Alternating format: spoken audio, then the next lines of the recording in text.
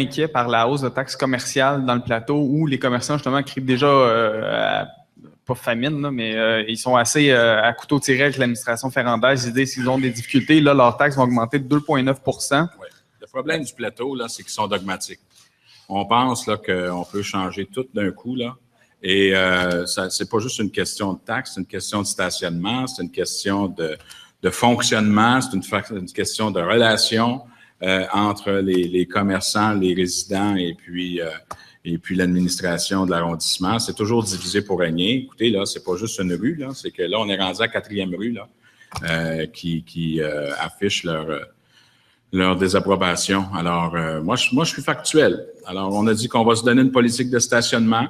On va travailler pour avoir une politique de développement économique qui a un impact également sur leur propre fiscalité. On joue un rôle à notre niveau, parce que les autres, c'est 5 cents dans la pièce, là, mais on a 95 % de l'assiette fiscale au niveau de la ville, là.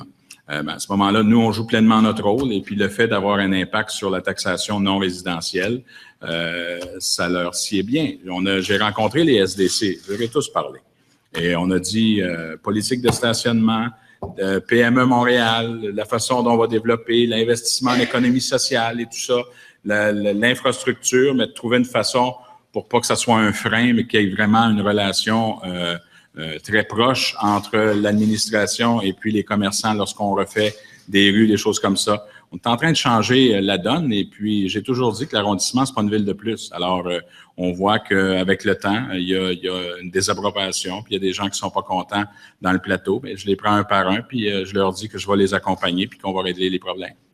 Mais entre-temps, ils sont élus, ils prennent des décisions, ils ont le droit de prendre des décisions, ils sont légitimes, ils ont été démocratiquement élus, mais regardez les surplus par rapport à leur taxation. Est-ce que c'était nécessaire de faire une augmentation de taxes? Vous leur poserez question. Vous allez voir que sur le plan factuel, il y a 2 arrondissements qui ont augmenté de façon massive, à 9,5 %, puis il y a le plateau, puis il y a Anjou. Bien, c'est ça. En fait, c'est là que je voulais en venir, justement. Est-ce que vous jugez qu'il y avait besoin d'augmenter autant 9,5 %, je pense que c'est près de 800 000 $ revenus de taxes locales. Ils se plaignent dans le fond que la réforme des arrondissements les force à augmenter leurs taxes locales. Bien, c'est pas vrai parce que, on a augmenté la dotation. Deuxièmement, on a réinvesti massivement. Troisièmement, on a augmenté au niveau du programme triennal des immobilisations. Il y a eu des regroupements de services qui fonctionnent à merveille. Pourquoi qu'ailleurs, ça marche, mais pas là? Pourquoi qu'on me parlait de la taxe scolaire quand on a vu qu'ils faisaient des surplus de toute façon puis qu'ils ont réutilisé ces surplus-là quand il n'y avait pas nécessairement besoin d'augmenter les taxes dans leurs 5 cents dans la pièce? C'est ça la game, là.